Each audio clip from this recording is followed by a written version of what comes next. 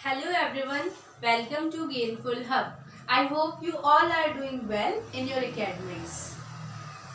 So before starting, let's start with a good thought. जब हम किसी का भला करने की सोच रहे होते हैं तो कोई और भी हमारा भला करने की सोच रहा होता है. So never think that you are trying to do good for anybody else. Someone else is also trying to do good for you. Class 10th NCERT की सीरीज में हम लोग चैप्टर 8 ट्रिग्नोमेट्री कर रहे हैं और उसमें अभी तक हमने देखे थे एग्जाम्पल्स. और एग्जाम्पल्स जब हमने सॉल्व किए थे तो मैंने आपसे कहा था कि आप एक्सरसाइज के क्वेश्चंस करिएगा. तो मैंने आपको क्वेश्चन नंबर 1, 3 एंड 5 इससे प्रीवियस लेक्चर्स जो है उसमें बताया था कि आप सॉल्व करिए, क्योंकि वो आप आराम से कर लेंगे. एग्जाम्पल सॉल्व किया उसके अकॉर्डिंग करना है. तो मैंने सीधा एक्सरसाइज 8.1 में क्वेश्चन नंबर 2 से स्टार्टिंग करी है. तो आज हम ले रहे हैं क्वेश्चन नंबर 2 एक्सरसाइज 8.1 का, और 4 क्वेश्चन भी करेंगे आज के लेक्चर में और क्वेश्चन नंबर 6 तक करेंगे. 2, 4 एंड 6 इस लेक्चर में हम कंप्लीट करेंगे. फिर देखो अब क्या है कि हमें जो क्वेश्चन है उसमें दे रखा है कि कोई ट्राइंगल है PQR. ठीक है, तो PQ is 12 centimetre and PR is 13 centimetre. ये भी हमको दिया हुआ है.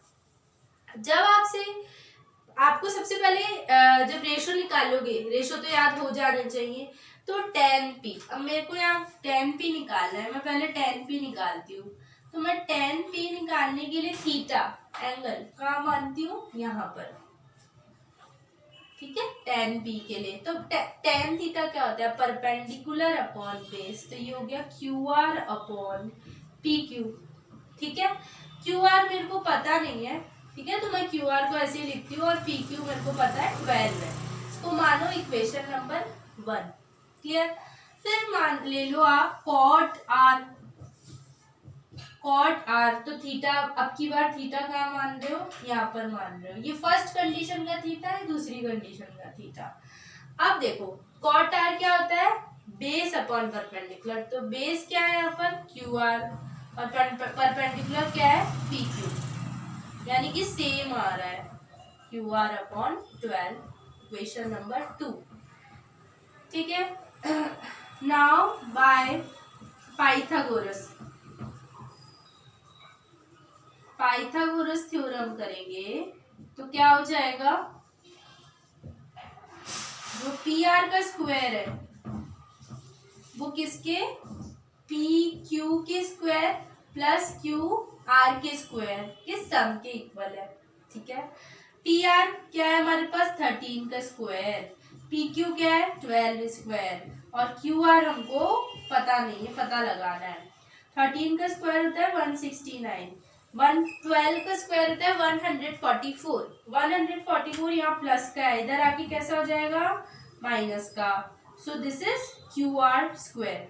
नाउ 169 में से 144 को माइनस करो तो 25 आएगा. 9 minus 4 is 5, 6 minus 4 is 2, and then take the square root, and now it is QR. So that is 5 centimeter is QR, your answer. अब वैसे तो कॉमन सेंस किसी में हो तो वो ये समझ लेगा कि भैया tan P और cot R की वैल्यू क्या आ रही है, बराबर आ रही है. तो अब अगर आप इसको यहाँ पुट करते हो तो सेम वैल्यू में से सेम वैल्यू, मतलब 1 में से 1 माइनस करो, आंसर क्या मिल रहा है 0. ऐसे QR अपॉन 12 में से QR अपॉन 12 माइनस करो, 0 मिल रहा है. पर फिर भी मैंने पूरा सॉल्व कर दिया है कि भाई QR भी पता लगा लिया हमने. अब इसके आगे हम क्या करेंगे, इसको आप लोग नोट कर लीजिए. इसके आगे का स्टेप हमारा ये हो जाएगा अकॉर्डिंग टू क्वेश्चन. इसको मार्क कर देना 3. नाउ मैं इसको बता रही हूँ. अब यहाँ आप लिखोगे अकॉर्डिंग टू क्वेश्चन. ठीक है, from tan P minus cot R is equals to QR upon 12 यानी 5 अपॉन 12, फिर QR upon 12 5 upon 12, that is 0. ये आपका आंसर आ गया. ठीक है, अब हम नेक्स्ट क्वेश्चन लेते हैं जो कि है क्वेश्चन नंबर 4।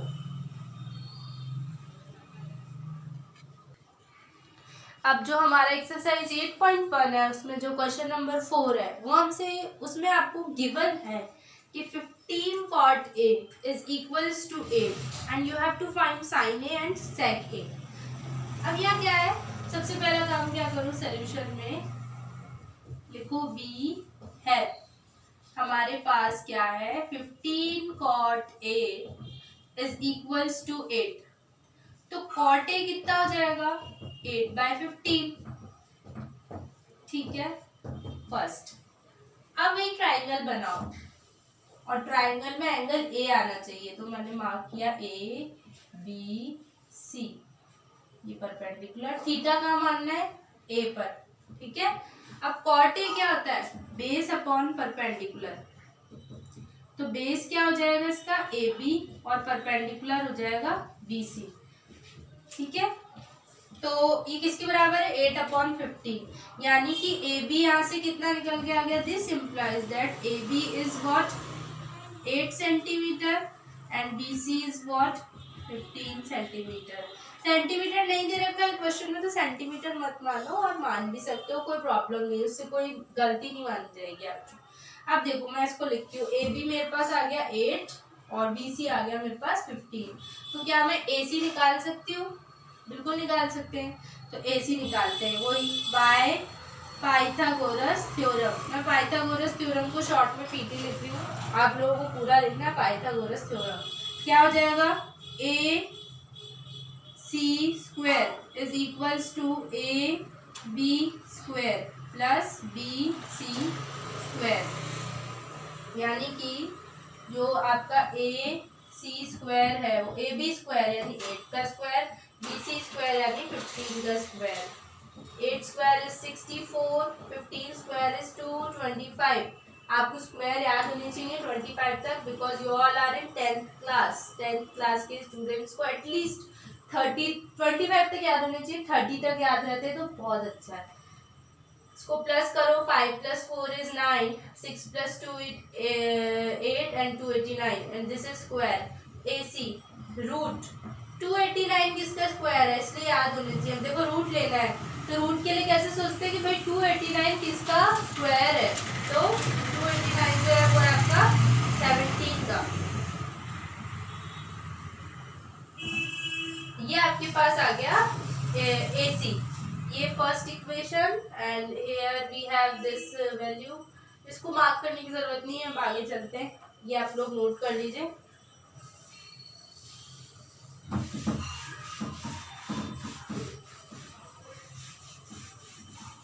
अब इसके आगे का स्टेप कर रही हूं मैं, तो मेरे को पता लगाना है कि भैया साइन ए, तो साइन ए क्या होता है perpendicular upon hypotenuse, that is BC upon AC। BC कितना है 15, AC कितना है 17, एक तो आंसर ये हो गया आपका। दूसरा आपसे पूछा सेक ए, ठीक है, तो सेक ए किसका उल्टा होता है, कॉस का उल्टा होता है, और कॉस क्या होता है बेस अपॉन हाइपोटेन्यूज, तो सेक क्या हो गया hypotenuse upon base, so it is 17/8। ये आपके आंसर्स निकल के आ गए। नेक्स्ट क्वेश्चन हम लेते हैं क्वेश्चन नंबर 6।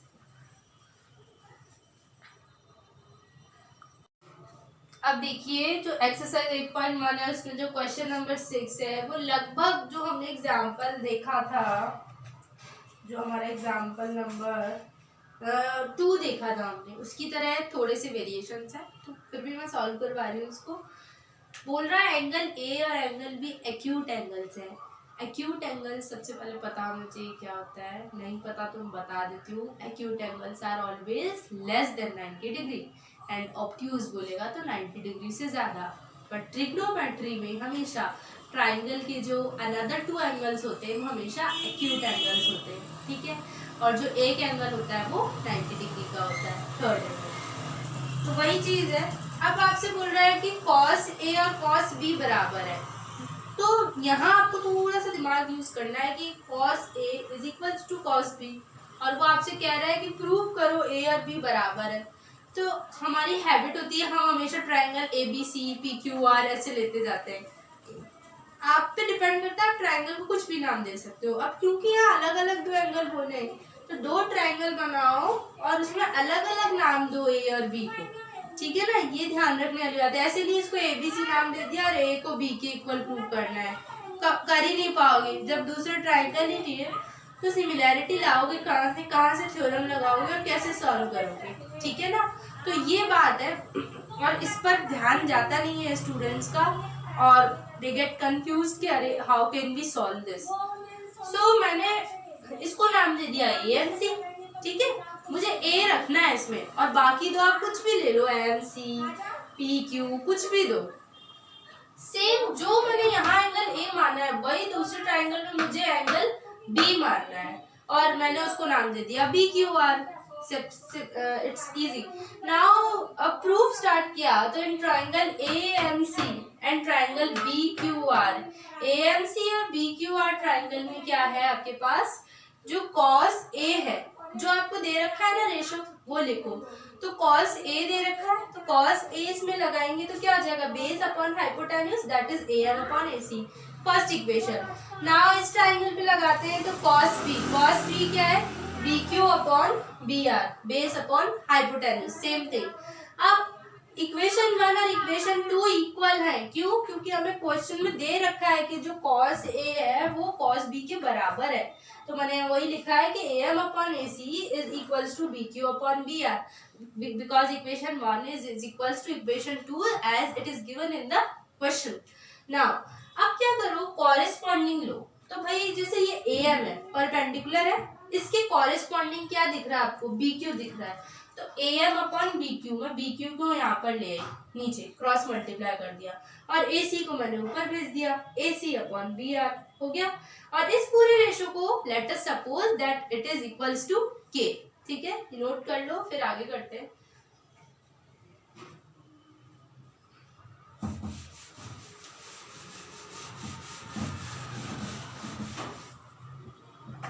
अब हम आगे क्या करेंगे, हमने देखा है अब जो आपका पाइथागोरस थ्योरम है, ठीक है। तो पाइथागोरस थ्योरम यूज की बाय पाइथागोरस थ्योरम।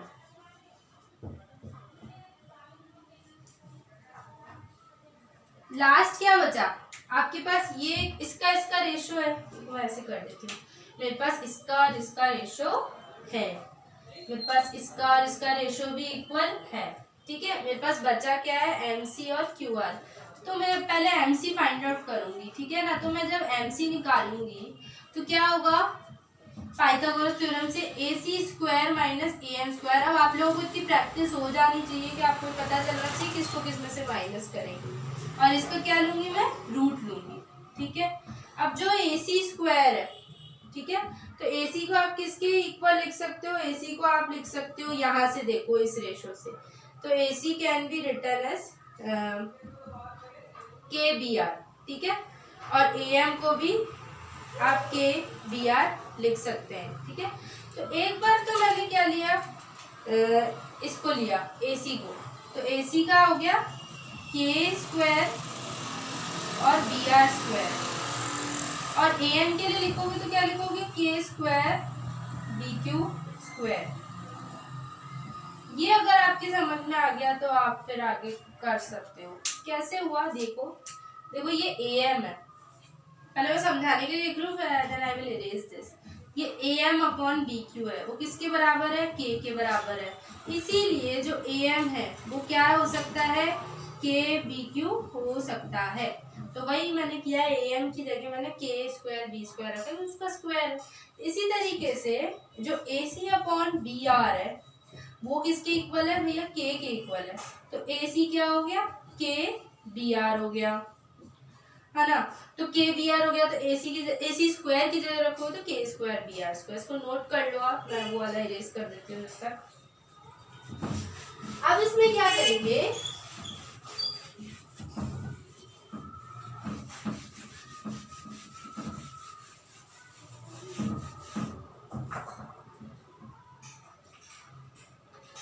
देखो ये के स्क्वायर का रूट लेना है, तो यानी बाहर क्या आएगा के, अंदर बचा B R square minus B Q square, वो भी रूट में।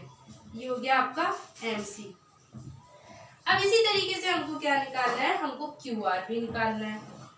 तो क्यू आर लिखा मैंने, क्यू आर क्या हो जाएगा, बी आर का स्क्वायर माइनस बी क्यू का स्क्वायर। अब देखो ये मत करना कि इसमें भी आप वैल्यूज रख जाओ, है ना, किसी एक को सेम रखना है। ये बी आर बी क्यू के टर्म में आ गया और ये बी आर बी क्यू के टर्म में आ ही रहा है खुद ब खुद, ठीक है।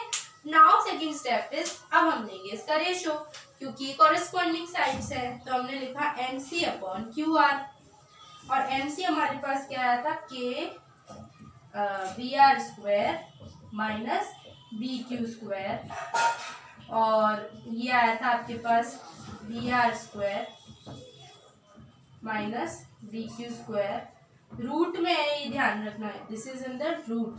अब इसको हम क्या करेंगे, ये सेम रेशो आ गया तो इसको काट दो, तो ये क्या बचा आपके पास, फाइनली क्या निकल के आ गया, that M C upon Q R is equals to के।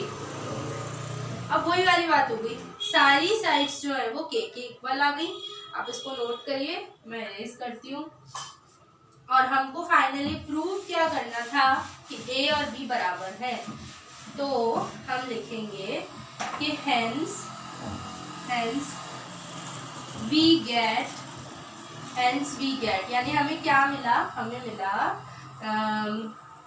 ए M upon B Q is equals to A C upon B R is equals to M C upon Q R is equals to K. Now using theorem, यहाँ पर फिर से use करेंगे, using theorem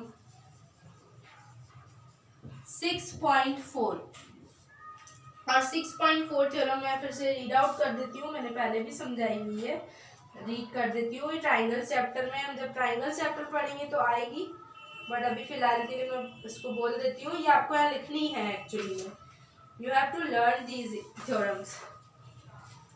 तो आप यहाँ क्या लिखोगे, ये थ्योरम 6.4 करके और यहाँ लिखोगे पूरा कि if in dot dot dot dot पूरा कर देती हूँ, पूरा आप बुक से हेल्प ले लेना, मैं पढ़ देती हूँ कि if in two triangle sides of one triangle are proportional to the sides of the other triangle then their corresponding angles are always equal and hence the two triangles are similar। तो हमारी जो corresponding sides है, therefore angle A is equals to angle B, और इसी तरीके से हमारा जो triangle है, triangle क्या था, triangle AMC is similar to triangle B Q R. एक बात और होती है कि जो सिमिलर और कॉन्ग्रुएंट में हल्का सा डिफरेंस होता है, तो सिमिलैरिटी पहले आपको बताई गई है, फिर कॉन्ग्रुएंसी भी है। तो कॉन्ग्रुएंट में क्या होता है, आप कोई भी तीन रेशोज को पहले प्रूव करते हो, चाहे वो साइड्स हो चाहे एंगल्स हो, वो ट्राइंगल्स चैप्टर में आएगा। पर ये थोड़ा सा ध्यान रखने वाली बात है कि यहाँ आपको सिमिलर लिखना है, और जो सिमिलर का साइन होता है वो ऐसा होता है, और जो कॉन्ग्रुएंट का साइन होता है वो कैसा होता है। देखो सिमिलर तो आप इस तरीके से शो करते हो और कॉन्ग्रुएंसी को आप इस तरीके से शो करते हो, ये ध्यान रखना है। इसका लॉजिक भी है कि सिमिलैरिटी में तो कोई आप दो चीजें प्रूव करते हो और कॉन्ग्रुएंसी में आप कोई तीन चीजें प्रूव करते हो, तब आपके ट्राइंगल्स कॉन्ग्रुएंट प्रूव होते हैं। तो आज हमने जो क्वेश्चंस देखे वो देखे क्वेश्चन नंबर 2, 4, 6 एक्सरसाइज 8.1 के, और इसके बाद हम एक्सरसाइज के और क्वेश्चंस भी सॉल्व करेंगे, क्वेश्चन नंबर 7, 8, ठीक है। आगे वाले क्वेश्चंस भी हम खुद मैं करवाऊंगी, आप चाहे तो सॉल्व कर सकते हैं, वैसे कुछ क्वेश्चंस ट्राई कर सकते हैं। तो नेक्स्ट लेक्चर में हम देखेंगे और कुछ क्वेश्चंस एक्सरसाइज 8.1 के। Thank you so much for watching my video, and आज के लेक्चर में इतना ही। Please like, share and subscribe my channel, and don't forget to press the bell icon. Thank you so much.